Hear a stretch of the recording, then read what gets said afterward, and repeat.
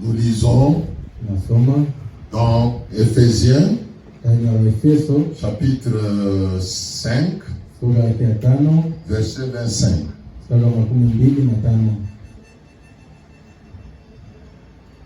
Marie, aimez vos femmes comme Christ a aimé l'Église. Et s'est livré lui-même pour elle. Vous pouvez vous mettre.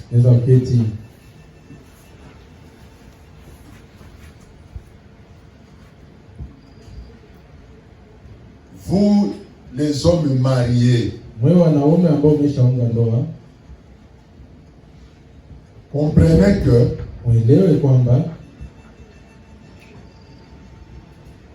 cette femme-là qui est la vôtre est la personne la plus importante. Est la personne la plus importante que vous avez dans votre vie. Elle a quitté les toits paternels et venue chez toi pour partager ensemble la vie. Partager l'amour avec toi. Et partager tout avec toi. Cette personne mérite beaucoup de votre attention. Cette personne-là, qui est votre épouse, a vraiment beaucoup de votre attention. Peu importe son âge. La femme a tellement besoin de l'attention de son mari.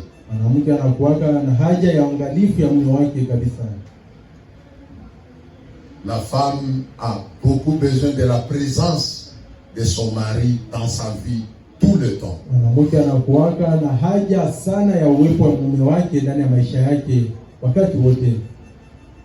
La femme a besoin de votre soutien.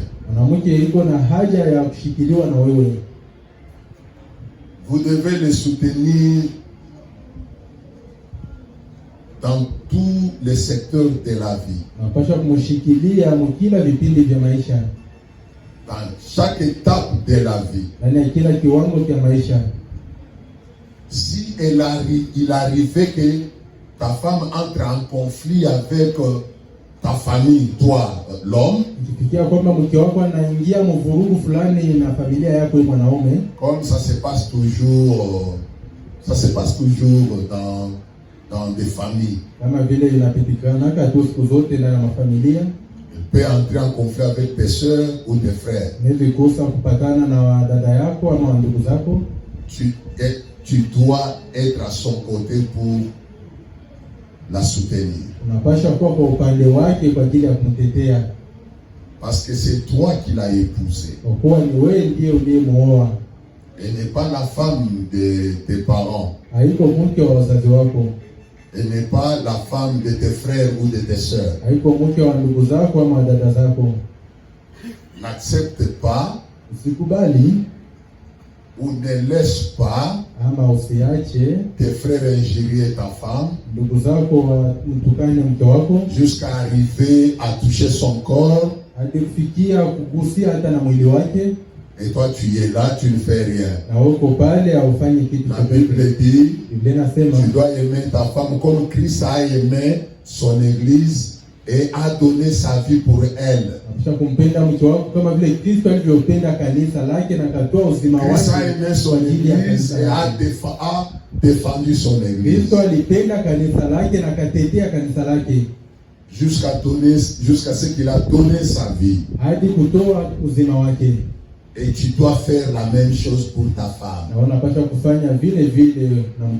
C'est ta femme, non? Elle a tellement besoin de ton attention.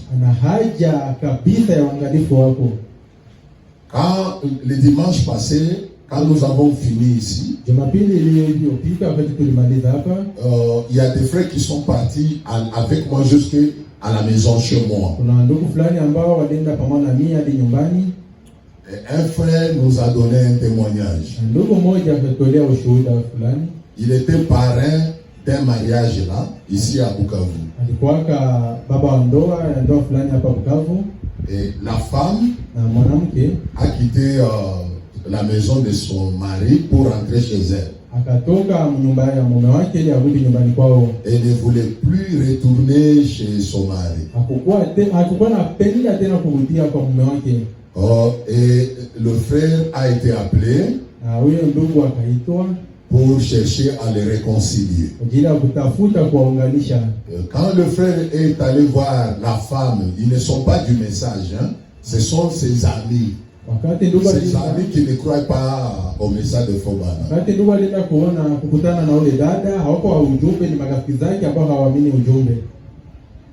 La femme dit au frère, et cette femme-là ne manque de rien dans la maison de son mari. À chaque mois, l'homme donne à sa femme $500 comme argent de poche. Selon les dires de ses frères. Comme argent de poche chaque mois. Et l'homme travaille en dehors de la ville de Bukavu. Il fait une semaine au travail et 2 jours à la maison. Une semaine au travail, 2 jours à la maison. Maintenant la femme dit, je ne retournerai plus dans cette maison-là. Dans une maison là où le mari lui donne $500 chaque mois comme argent de poche. Elle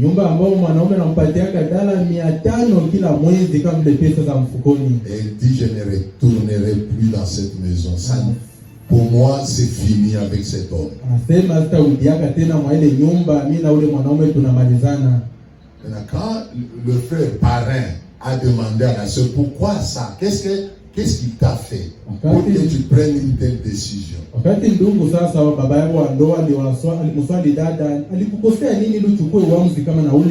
femme dit, je n'entends plus sortir de sa bouche les paroles qu'il me disait quand nous étions des fiancés. Il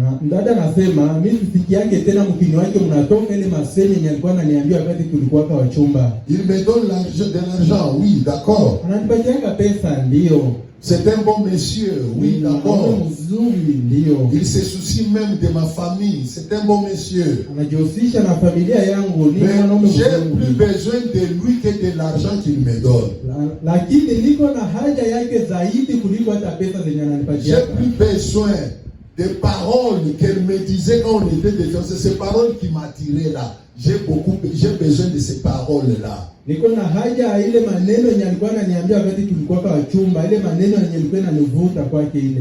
Alors j'ai besoin de ces paroles-là. Tant qu'il n'y aura pas ces paroles-là, je ne retournerai plus dans cette maison-là.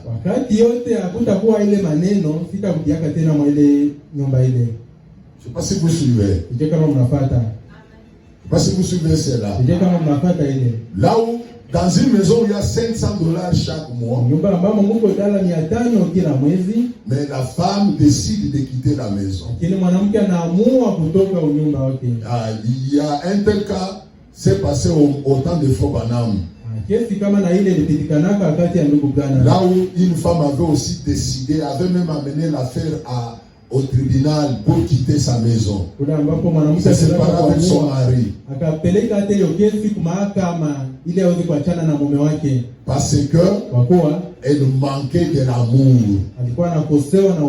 Cet amour que le mari lui montrait avant. Elle manquait cette attention-là de son mari. Elle a amené l'affaire à l'hôpital pour qu'elle se sépare avec son mari. Elle a amené pas à l'hôpital, s'il vous plaît. Elle a amené l'affaire au tribunal pour qu'elle se sépare avec son mari. Je vais vous lire ça. Alors mes amis, votre femme a besoin de belles mots. Mke wako ana haja ya maneno mazuri. Comme n'importe quelle femme sur la terre. Kama vile kila mwanamke duniani. La femme vit, une femme vit de belles paroles. Mwanamke anakuwa anaishi kupitia maneno mazuri. Même si tu es pauvre, tu n'as rien à lui offrir. Hata kama wewe ni masikini au una cha kumpa. Mais lakini la femme mwanamke aime vous entendre prononcer de belles paroles. Anapendaka kusikia ukitamka maneno mazuri pour elle. Kwa ajili yake. Ça lui fait du bien. Inakuwa kinampendeza. C'est dans sa nature depuis le commencement. Ile ni iko ndani ya umbile wake tokea huko mwanzo. Quand le diable Satan est venu, le serpent ancien, wakati shetani yule nyoka wa zamani alikuya, a tout simplement parlé. Alisema tu. A tout simplement parlé. Alisema et la femme a été convaincue. Na mwanamke akahakikishwa. La femme, une femme c'est dans sa nature. Mwanamke ni ndani pia maumbile yake. Donc elle a été faite comme ça. Kusema aliweza kuumbwa hivyo. Elle a besoin de belles paroles. Ana haja ya maneno mazuri. Et si tu ne sais pas, si tu ne sais pas dire de belles paroles sur une femme, je te conseillerais de ne pas te marier. On ne se marie pas une femme juste pour avoir des enfants. Ah non. Non, on se marie à une femme pour partager l'amour. Wanawake mwanamke kwa ajili ya kuchangia mapenzi. Il dit, pourquoi Dieu a tiré la femme de la côte, a tiré la femme,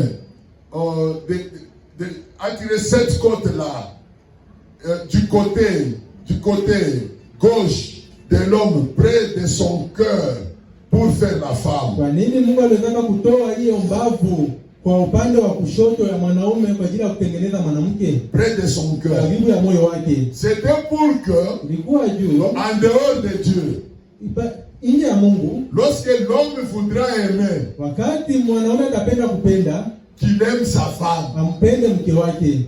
Une femme est une partie amour de son mari. Mwanamke ni sehemu ya upendo ya mume wake. Et si elle manque cet amour, même si tu lui achetais des bateaux et des avions,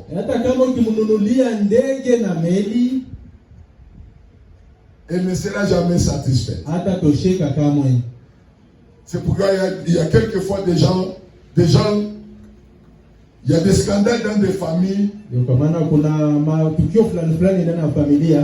Et les gens se demandent, cette femme-là ne manque de rien.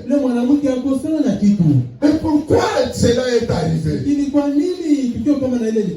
C'est parce que quelqu'un d'autre a prononcé de belles mots sur elle.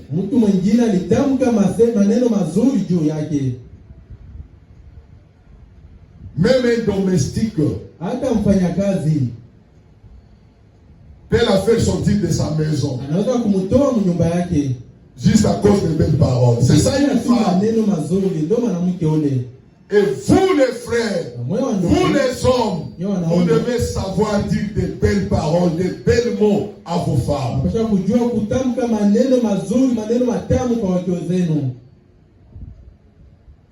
Ne soyez pas de ces gens-là, de ces gens-là, de ces gens-là qui ne savent pas aimer. Vous devez apprendre à aimer vos femmes. Elles ont besoin de ça. Dans la Bible, il y a un livre qu'on appelle Cantique des Cantiques. Il y a un livre. Cantique des Cantiques. Il y a un livre comme ça dans la Bible. Dans ce livre-là, c'est Salomon qui parle à la reine de Séba, selon ce que l'histoire dit, ce que l'histoire raconte.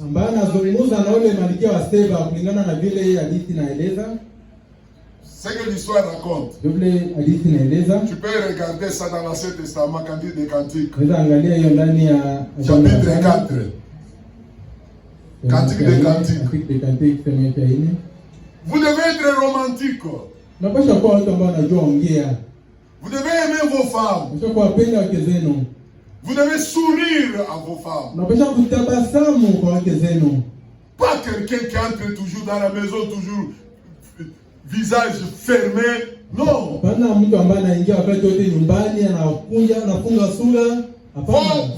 femme, vos enfants ont besoin de votre sourire.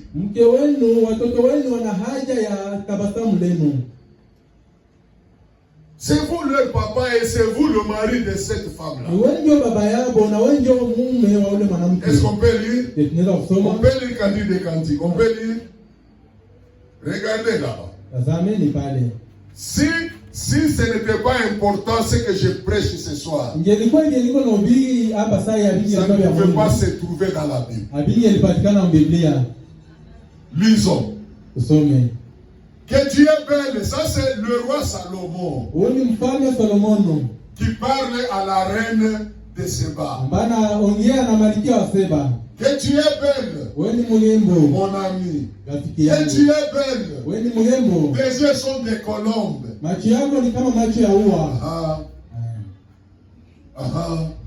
Si ce n'était pas important, ça ne pouvait pas se trouver dans la Bible. Parce que vous suivez bien. La femme a besoin, une femme a besoin de ça. Même plupart d'entre vous les mariés, ce qui vous avez attiré pour la première fois chez cet homme-là, c'était des paroles. Avant son argent, c'était ses paroles. Mais tout au long de la vie de cette femme, tout au long de sa vie de couple, elle aimera toujours entendre ces paroles-là. C'est dans sa nature. Elle a été faite comme ça. Tu ne peux pas changer cela. Regarde ici. Tu es belle. Tes yeux sont comme des colombes. Derrière ton voile. Tes cheveux sont comme un troupeau de chèvres. Suspendus au flanc de la montagne de Galade.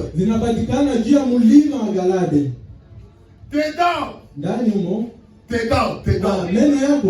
sont comme un troupeau de brebis tondues.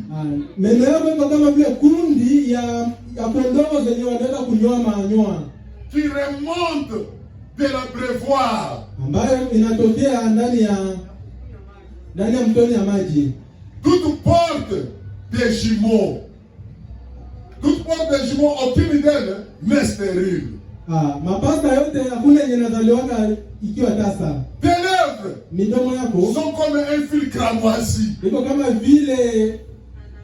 Tu vois, ça c'est le roi Salomon. Ça c'est le roi Salomon. Si ce n'était pas important, ça ne pouvait pas se trouver dans la Bible. Un homme là qui ne sait rien. Lui connaît seulement donner des grossesses. C'est tout ce qu'il connaît. En dehors des grossesses, il y a maintenant la nourriture qu'il achète et les habits. C'est tout ce que lui sait. Et il s'est dit, Amen. Mais elle ne manque de rien, elle a tout. Et quand la femme cherche à réclamer l'amour, il dit, qu'est-ce que tu cherches? Tu as tout à la maison, non? Voilà un homme qui n'a aucune notion de l'amour.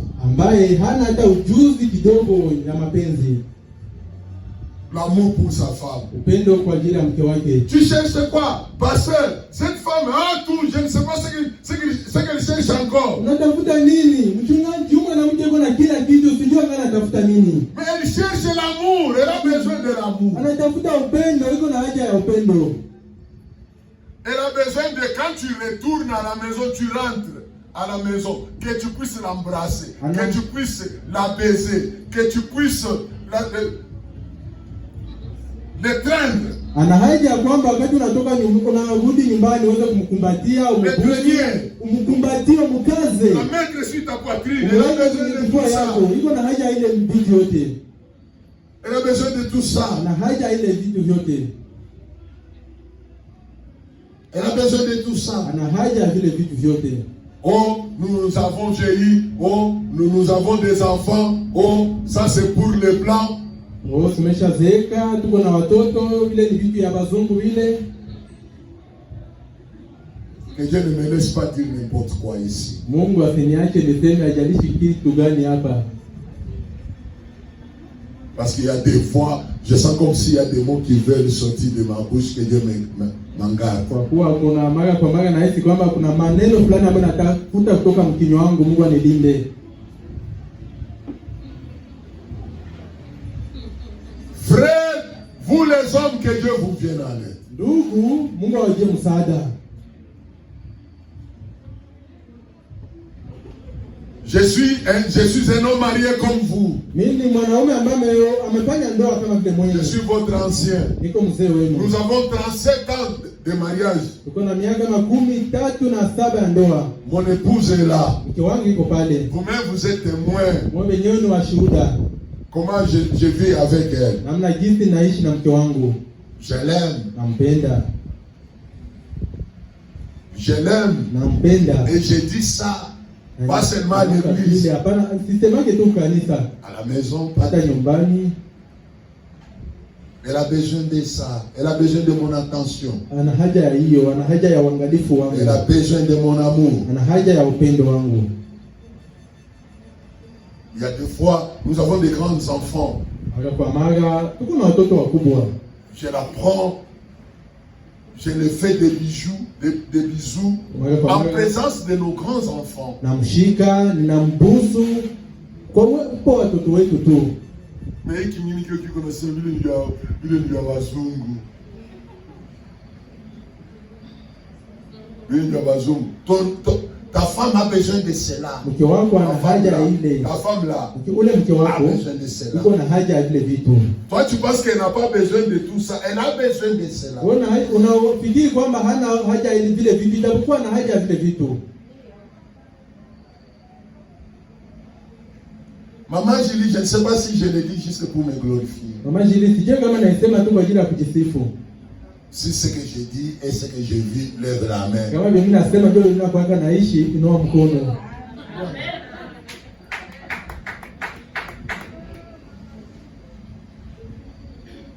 Oh, mon père ne faisait pas ça à ma mère. Oh, baba yangu hakuwa anafanyia mama yangu vya vile. Mon père ne faisait pas ça. Baba yangu hakuwa anafanya vya vile.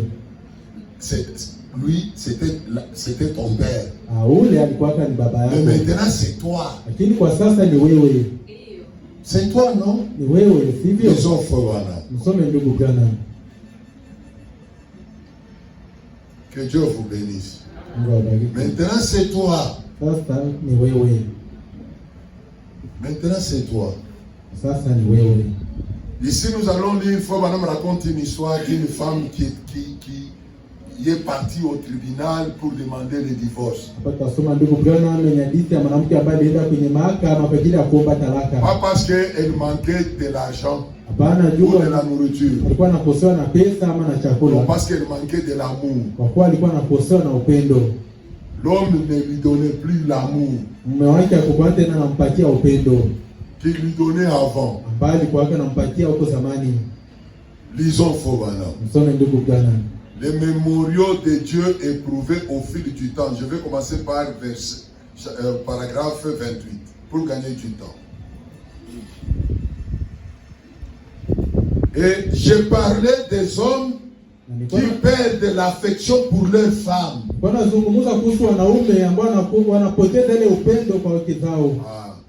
Fobanam va nous parler des hommes qui perdent leur affection envers leurs femmes, qui perdent l'affection pour leurs femmes. Et qui ne les aiment plus comme ils le faisaient lorsqu'elles étaient leurs chéris.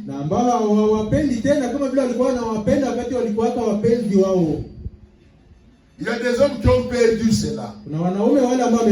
L'affection pour leurs femmes. Ils n'aiment plus leurs femmes comme ils le faisaient quand elles étaient des fiancées là-bas au commencement fiancées, au commencement de leur mariage.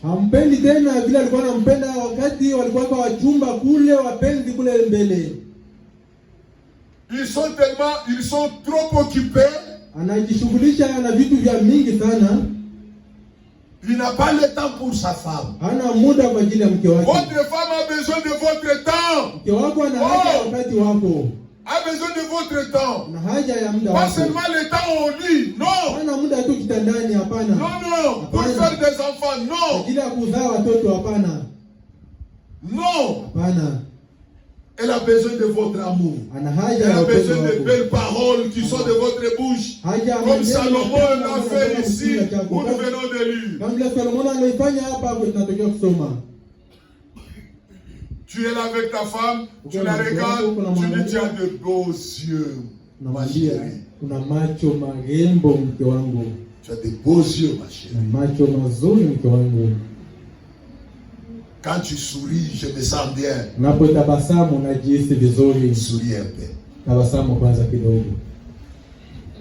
Je me sens bien quand tu souris. Quand tu t'habilles, vraiment, je trouve que c'est toi la meilleure femme au monde. Tu t'habilles très bien. Tu apparais bien. Dans telle robe. Tu es là toujours à ses côtés. Là, une femme aime ça. Je vous dis la vérité. Une femme aime ça. Chaque femme au monde aime ça. De belles paroles. Suivez. Suivez.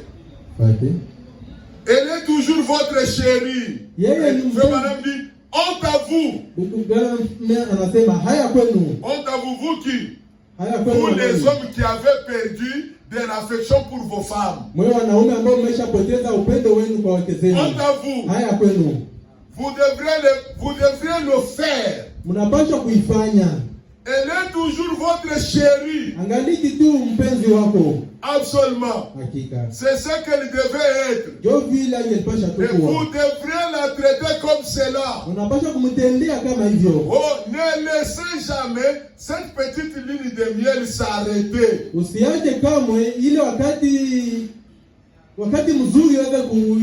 Car au ciel, il n'en sera pas ainsi. Il y en aura une parfaite là. C'est vrai. L'huile de miel dont faut en parler ici. De temps en temps, vous faites une petite sortie avec votre femme. Vous pouvez même vous déplacer jusqu'au Rwanda ici. Jusqu'au Rwanda ici à côté. Tout ça, ça ne demande pas seulement avoir beaucoup d'argent. Non, tu peux faire une sortie avec ta femme ici à côté au Rwanda. Ici. Et tu arrives là-bas, tu entres dans un restaurant et puis tu partages la nourriture avec ta femme. Vous deux là-bas au Rwanda. Et si c'est possible, vous passez même une nuit à l'hôtel là-bas. C'est ça, c'est faux, madame appelle une ligne de miel. De temps en temps, vous faites un peu de voyage avec elle. Vous ne m'avez jamais vu moi voyager avec mon épouse? Pas une seule fois. Plusieurs fois. plusieurs fois. Et quand nous partons comme ça, ça nous aide encore, ça consolide beaucoup plus notre amour.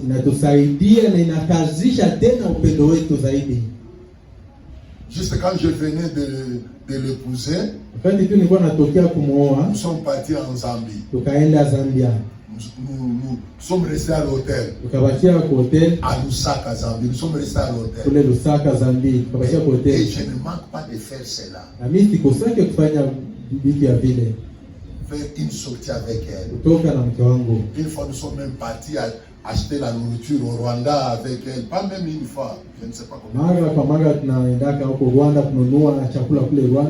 Ça fait longtemps que nous ne sommes pas partis, mais on partait.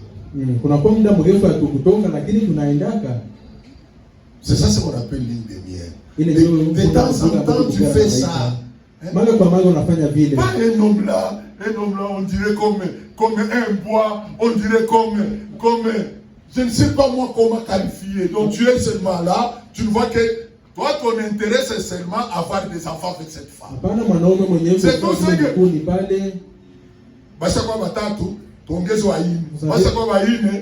c'est déjà 4, ajoutons 5e. C'est déjà 5, ajoutons 6e. C'est tout ce que toi tu connais.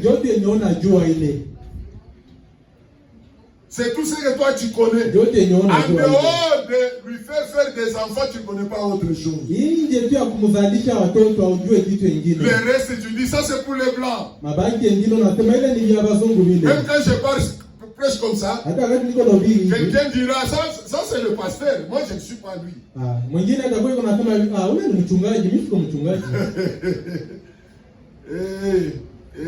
Mais c'est Frère Branham chez lui, Frère Branham était un blanc, moi je ne suis pas. Mon père n'a pas fait ça à ma maman. Frère Branham dit honte à toi. Eh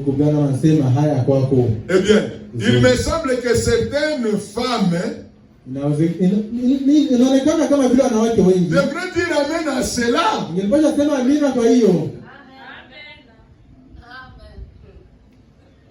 bien, il me semble que certaines femmes devraient dire amen à cela, à tout ce que j'ai dit ici.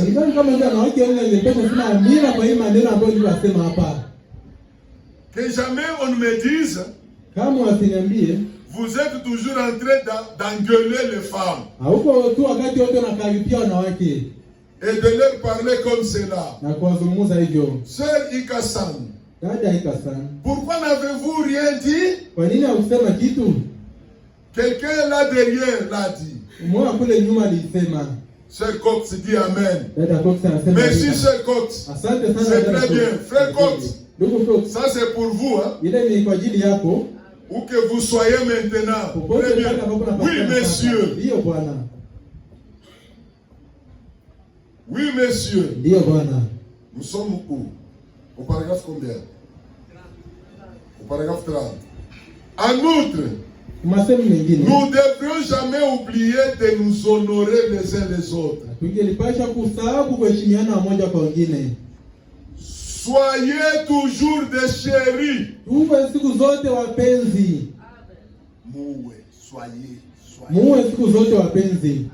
Soyez toujours des chéris.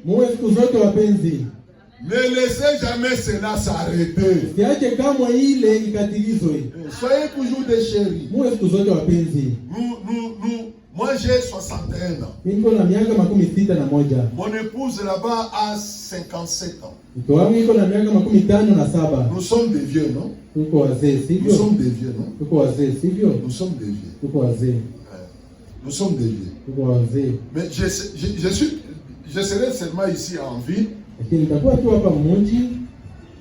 Et tu verras, je verrai dans mon téléphone et il m'écrit. Mon cœur, tu es où?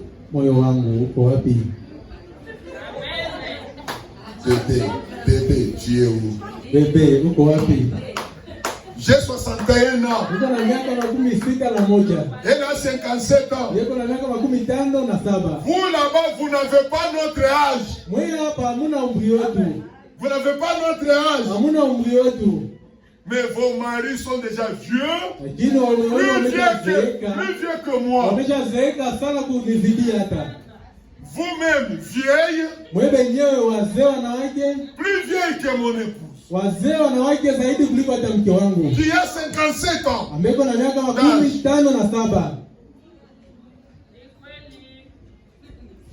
et nos enfants le savent, believe là, non? Believe là. Elle peut en témoigner. Nos enfants le savent.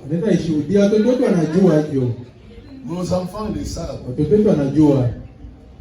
Ils le savent. Il y a des moments où même ils disent à leur maman, papa n'a pas sana. Ils le savent. Ils le savent.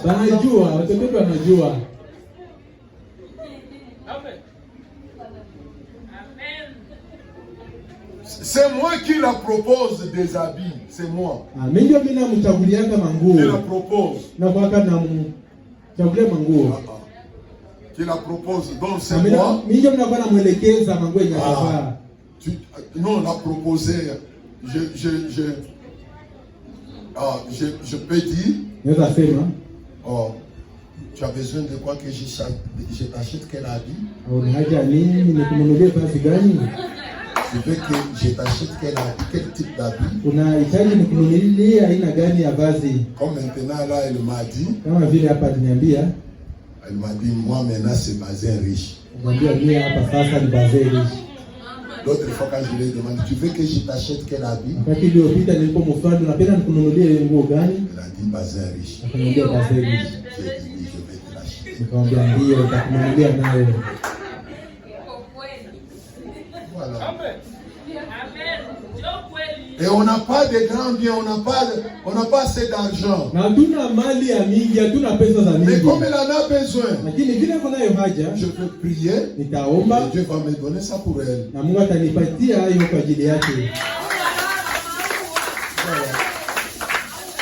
pas de grands biens, on n'a pas de d'argent. Mais nous vivons comme ça chez nous. Nous vivons comme ça chez nous, dans notre maison. Nous vivons comme ça chez nous. Ici, nous, dans notre maison, nous vivons comme ça, ensemble avec nos enfants. Nous vivons comme ça. Je peux vouloir à ce que vous aussi vous viviez comme nous. Je suis votre pasteur.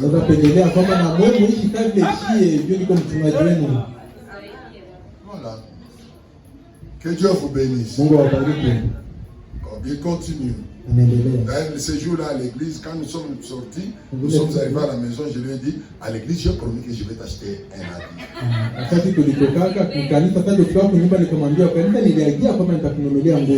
le faire. Quand je dis ça, elle sourit, elle dit merci d'avance.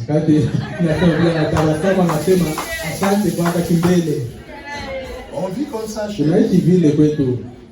On vit comme ça.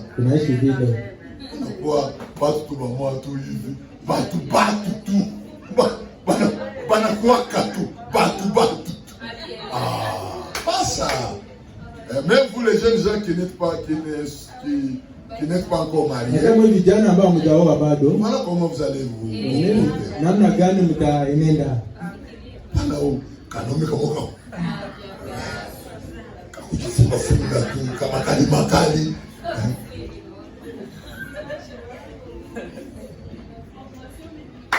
Et puis,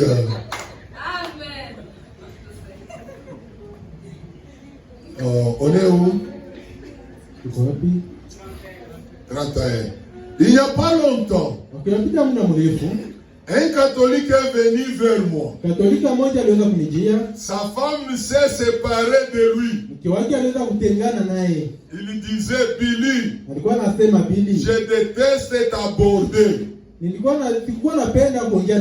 suis catholique et toi tu es un protestant.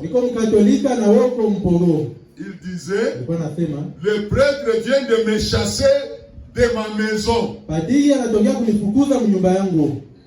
J'ai demandé, qui est-il? Ham. Il a répondu, eh bien, il a poursuivi et m'a dit, je bois un peu. Et il a ajouté, je travaille durement la nuit. Il a dit, ma femme estime que je devrais rentrer chaque soir l'embrasser. Mke wangu anaonaka kabla mimi napaswa tu kukudia kila jioni nimkumbatie. Le traîner. Kumkaza. Le traîner. Kumkumbatia, kumkaza. Le traîner ni kumweka mkifua na mubana. C'est ça le traîner. Tu la places sur ta poitrine et puis tu unamshika mkifua chako, unamubana sana.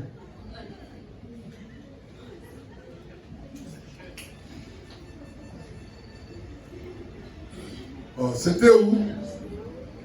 Le train de agir comme si nous nous préparions, nous nous prêtions à nous marier. Nitende kama vile nilikuwa najiandaa kufanya ndoa naye. Il a dit, nous sommes mariés et nous avons une ribambelle d'enfants. Il a dit, pour nous c'est bien. Nous sommes déjà mariés, nous avons beaucoup d'enfants. Mais elle veut toujours que je l'embrasse au retour. Elle aime toujours ça. Et pourtant nous avons déjà beaucoup d'enfants. Pour nous c'est bien, nous avons déjà des enfants. Je travaille beaucoup. Je n'ai pas le temps pour elle. Je travaille beaucoup. Quand je rentre à la maison, je suis fatigué. Mais elle ne veut pas me comprendre. Elle veut toujours que je l'embrasse. Est-ce que tout le monde est là? Elle veut toujours que je l'embrasse. L'embrasse ici, donc il faut qu'on en parle.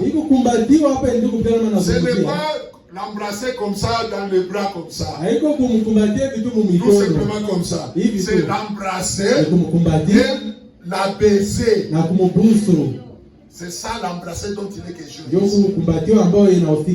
elle veut toujours quand je rentre, je puisse la baiser, je puisse l'embrasser, je puisse le prendre.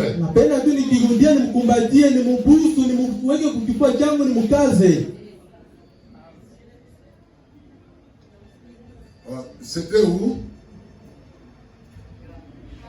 33. J'ai dit, attends un instant. Mon gars, tu as tort. Pourquoi il a tort? Parce que quand il rentre à la maison, il n'embrasse pas sa femme.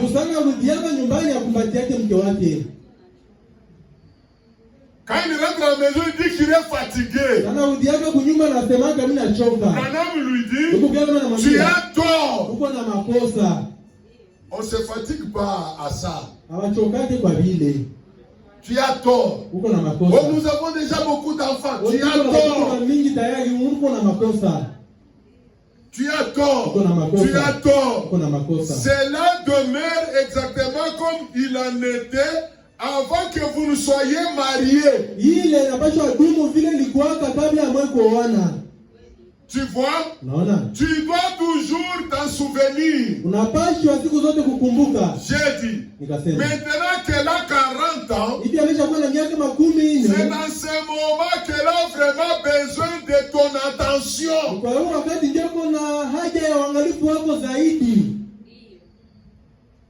Est-ce que vous avez suivi? Prenez ça, prenez cette vidéo, partagez-la partout.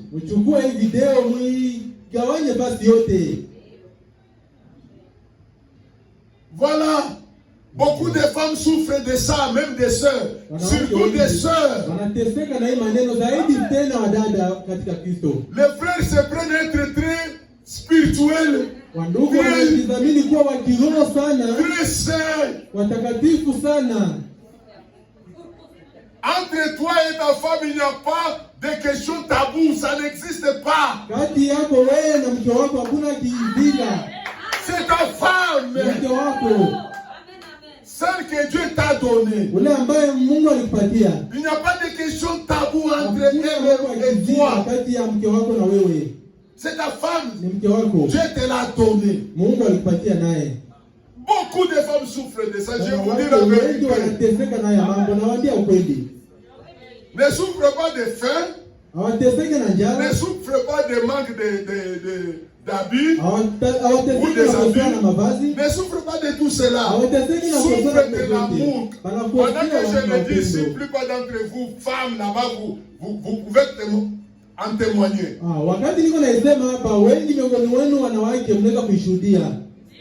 Vous pouvez en témoigner. Beaucoup de femmes souffrent de ça.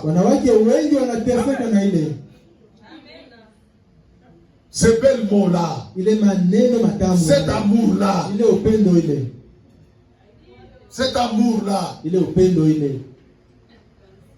j'ai comme l'impression que les frères dans le message de Branham ne savent pas aimer.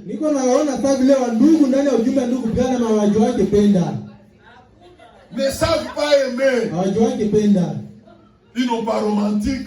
Ils n'ont pas de belles paroles. Ils n'ont pas ça. Même des jeunes gens qui vont pour se marier.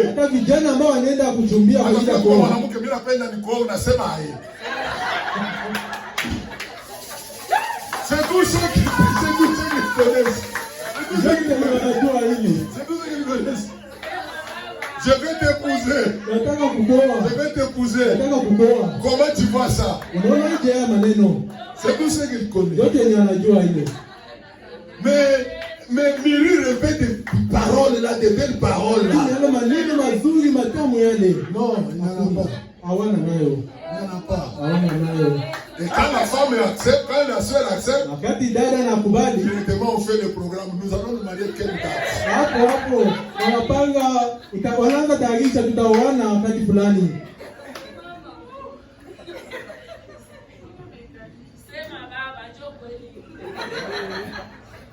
Que Dieu vous vienne en aide. Apprenez à être romantique. Apprenez à bien parler. Au moment de l'anniversaire, vous faites même un petit poème là. Un petit poème là. Je l'ai fait pour mon épouse en plus. Un petit poème là. Je fais ça, je l'envoie dans son inbox. Pas que je suis en voyage, nous sommes seulement toujours à la maison. Mais je fais ça, j'envoie. D'ailleurs, moi je parle plus que Salomon.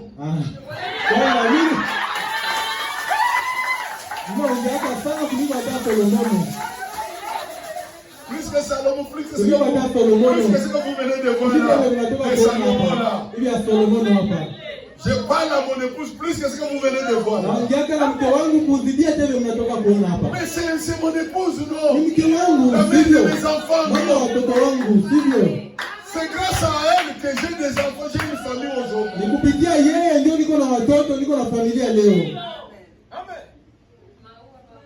Il continue. C'était où? 34. Ainsi, ils étaient en instance de divorce.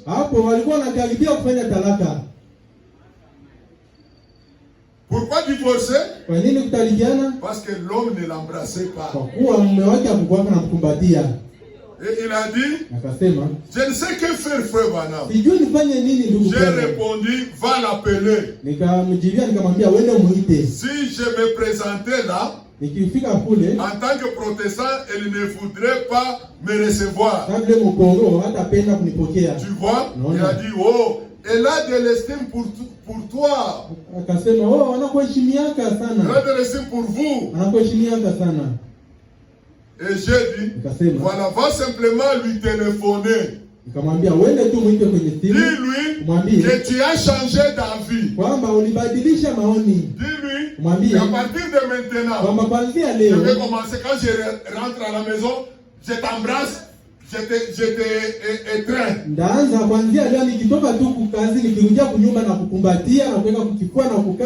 Je vais commencer à faire ça. Au téléphone, dis-lui ça. Et tu verras la suite. Et ainsi, le lendemain, j'ai téléphoné au juge. Moi, j'ai téléphoné au juge. Je lui en ai parlé. J'ai parlé au juge. Il est pas ces gens-là qui viennent chez toi là avec ces problèmes-là, cette affaire-là. Il faut maintenant m'expliquer, c'est parce que l'homme n'embrasse pas sa femme. Juge aide ces gens-là.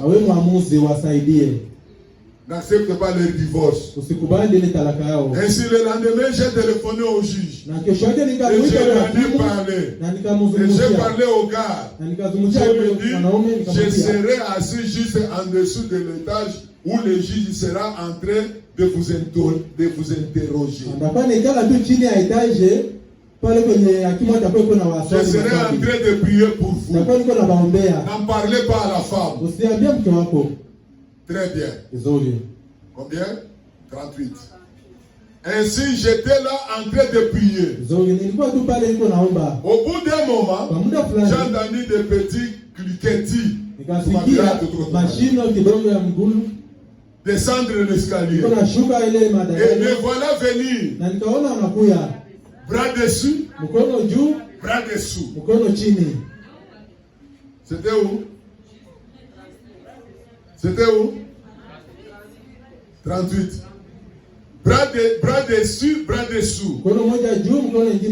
Juste tout souriant. Vous savez?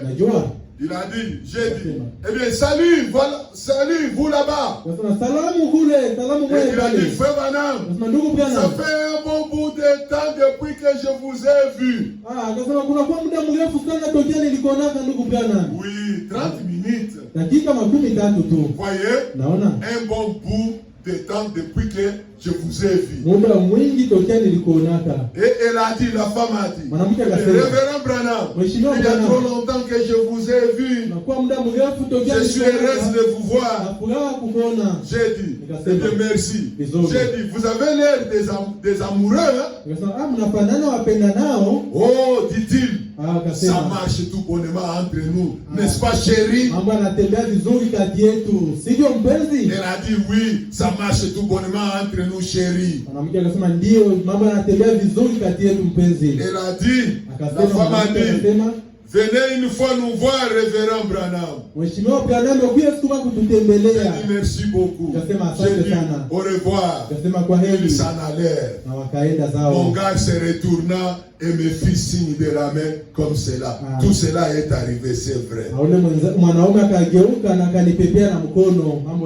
L'amour surmonte tout. Amen. Vous les mariés, cette femme qui est la vôtre a besoin de votre amour. A besoin de votre amour. Besoin de votre amour. L'amour, votre cœur a besoin elle a besoin de votre cœur. Pas seulement. Elle n'est pas là seulement pour vous faire des enfants. Comme si c'était une machine qui vous fabrique des enfants. Elle n'est pas cette machine-là. Elle est un être humain. Elle est un être humain. Elle est une personne. Elle a besoin de votre attention. Pas votre argent, c'est bon. Les habits, c'est bon. Mais elle a plus besoin de vous que n'importe quoi autre. Pas tu rentres, tu t'occupes des enfants sans s'occuper de leur maman. Comment n'avons pas t'occuper de ta femme? Et puis les amis vont les enfants vont venir autour de vous deux là. Autour de vous deux. Pas tu reviens du travail. Bébé, c'est ton enfant qui vient. C'est ta femme qui a plus besoin de ça que ce bébé là, ton bébé là.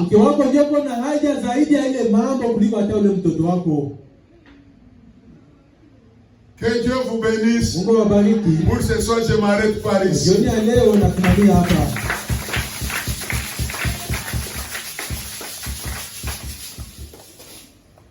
Que Dieu vous bénisse. Maintenant, nous allons prier.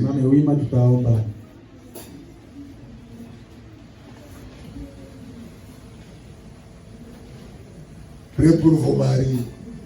Priez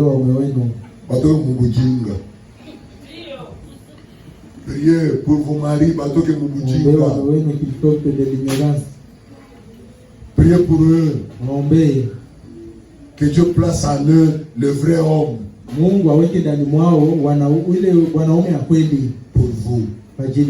Et vous les hommes, priez aussi pour vos femmes.